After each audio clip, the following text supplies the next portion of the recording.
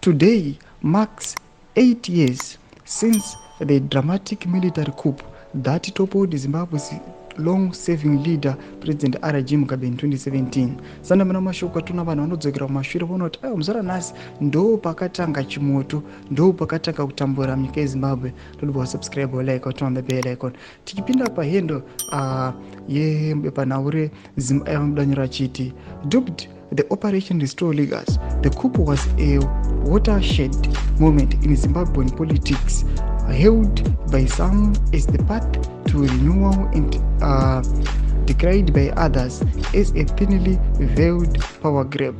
In the early hours of that fateful day, Zimbabweans woke up at an unprecedented broadcast from the state broadcaster ZVAITWA. Major General Sibusiso Moyo, later known as the coup spokesperson, appeared on television to declare the military intervention.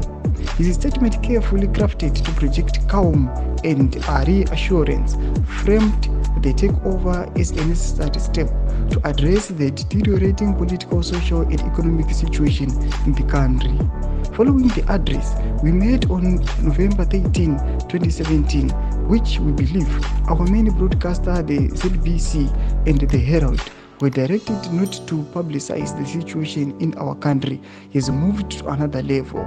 Moyo stated, the message, coupled with the images of military vehicles stationed at strategic points in Harare, made it clear the end of Mugabe's 37-year reign and began. Ndo mashoko anobuda chinongo pana pawana chirangarira kuti aiwa this coup was a pivotal. Hatikona kuti yakava pivot yekutambura noda kuti kungobva ipapo nyika yeZimbabwe ingori mukudengenyeka, hapana zvinongonyekwa nevanhu zvine musoro zviri kuitika. Mashoko anobuda chirangarirwa nevanhu kwatakabva. Tudze mafungiro enyu tiri pamusoro pechitiko ichi. Ndakune section medu tudze mafungiro enyu, musana subscribe like, turn on the bell icon.